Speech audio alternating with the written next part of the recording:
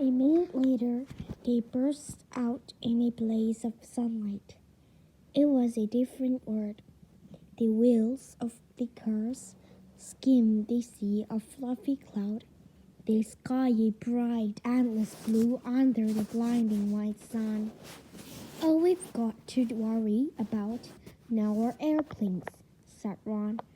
They looked at each other and started to laugh. For a long minute, they couldn't stop. It was as though they had been plunged into a fabulous dream. This thought, Harry was surely the one only way to travel past swirls and turrets of snowy cloud in a car full of hot, bright sunlight, with a fat pack of turkey in the glove compartment, and the prospect of seeing Fred and George's jolliest feast when they landed smoothly and spectacularly on the sweeping lawn in front of Hogwarts Castle. They made regular checks, and they seemed as they flew farther and farther north, each day beneath the clouds, showing them a dark distant view. London was soon far behind them, replaced by neat green fields that give away in terms of wide purplish moons. A great city alive with curse-like multicolored dance, villaged with tiny churches. Several uneventful hours later, however, Harry had to admit that some of the fun had wearing off. The trophies had made them extremely thirsty, and they had nothing to drink. He and Ron had back of his cheeks, and his glasses kept sliding down to the end of his sweaty nose. He had stopped noticing that fantastic cloud shapes now and was thinking longly to the train miles below. Or you were now and was thinking long below where you could buy ice-cold pumpkin juice from a trolley pushed by a plump witch. Why hadn't they been able to get to the flat 493 cottage? Can't be much farther, can it? Said Ron. Hours later, still, as the sun started to sink into their floor of cloud, steaming in a deep pink. Ready for another check on the tree? It was still right below them, winding its way past a snow-capped mountain. It was much darker beneath the canopy of clouds. Ron put his foot on the accelerator and dropped the muffler again, but as he did so, the engine began to whine. Harry and Ron exchanged nervous glances. Possibly just tired, said Ron. It's never been this far before. And they both pretend not to notice the whining growing louder, and louder as the sky became steadily darker. Stars were blossoming in the darkness. Harry put his sweater back on, trying to ignore the way the windshields whispered, while not waving feebly as though in protest. No fun, said Ron, more to the car than to Harry. Not fun now.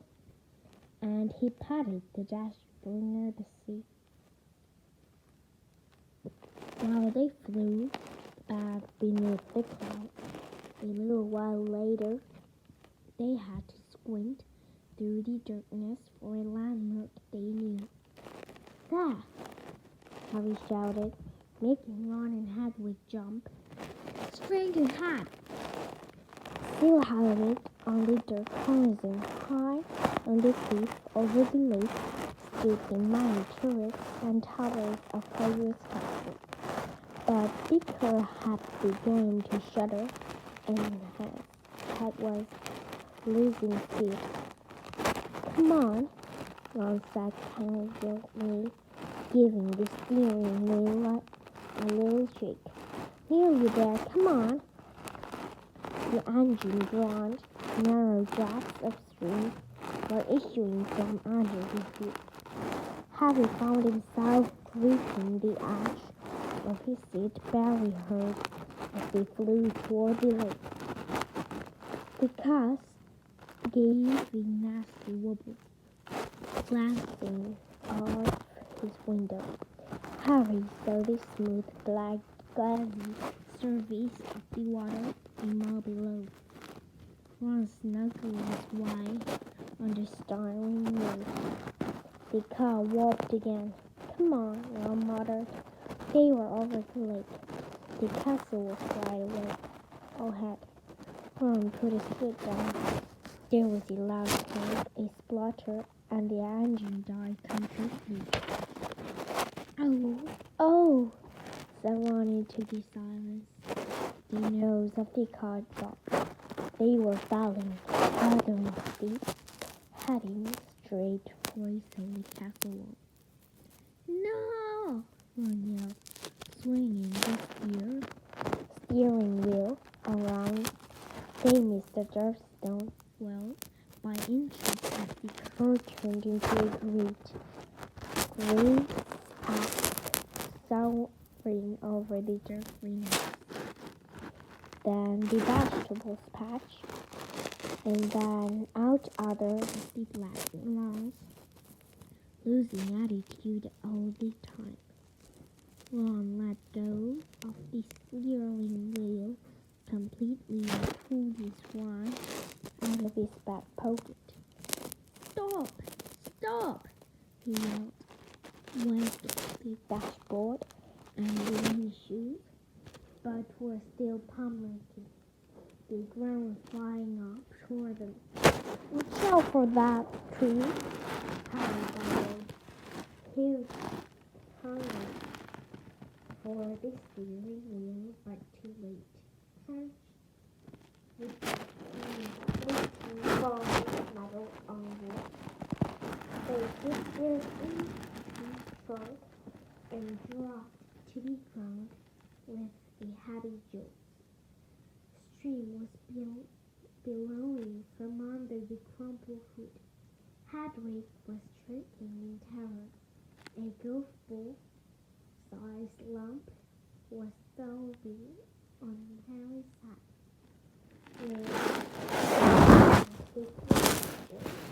And to his right, Ron let out a loud, despairing moan. "Are you okay?" Harry said earnestly. "My wand," said Ron in a shaky voice. "Look at my wand." It was snapped almost in two. The tip was dangling limply, held on by a few splinters. Harry opened his mouth to say he was sure they'd be able to mend it up at the school, but he never even got started. At the very moment, something hit his side of the car with the force of a charging bull, sending him launching sideways into Ron just as an equal heavy blow hit the roof. "What happened?"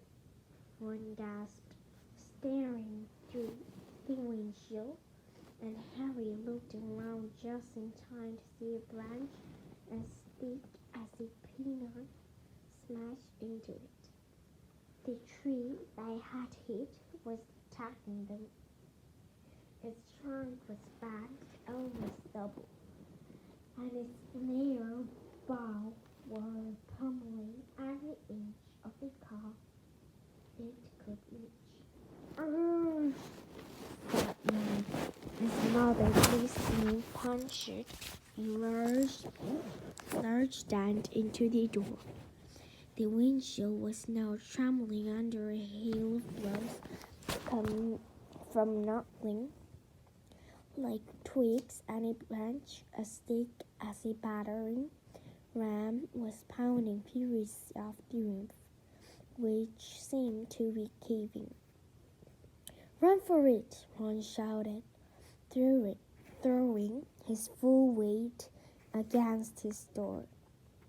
But next second he had been knocked backward in Harry's lap by a vicious uppercut from another branch. "We're done for," he moaned as the ceiling sagged. But suddenly the floor, of course, was vibrating. The engine had restarted. "Reverse!" Harry yelled, and the car shot backward. The tree was the log trying to hit them. They could hear its root creaking as it almost ripped itself up, lashing out at them as they spat out of reach. "That," panicked Ron, "was close. Well done, Caw." The caw, however, had reached the end of its there. With two sharp clocks, the door flew open and Harry held his seat top sideways. Next thing he knew, he was sprawled on the damp ground. Loud things told him that the car was ejecting their luggage from the trunk. Hedwig's cage flew through the air and burst open. She rose out of it with an angry screech and sped off toward the castle without a backward look. Then Dante scorched and streaming, the car rumbled off into the darkness, its rear lantern blazing angrily. "Come back!" Ron yelled after it, brandishing his broken rod. "That'll kill me!" But the car disappeared from view with one last snort from its exhaust. "Can you believe our luck?" said Ron miserably, pounding down the pick-up stable. "Of all the trees we could hit, we had got one that hit back." He glanced over his shoulder at the ancient tree, which was still failing, the branches threatening. "Come on," said Harry wearily. "We'd better get up to the school."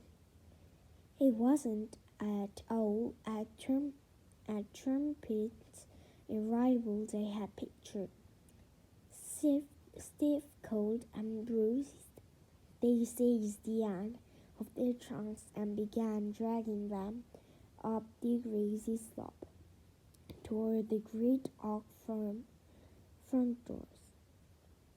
"I think the feast already started," said Ron, dropping his trunk at the foot of the front steps and crossing quietly to look through a brightly lit window. "Hi, Harry. Come and look. It's the soaring." Harry hurried over and together he and Ron peered in that great hole.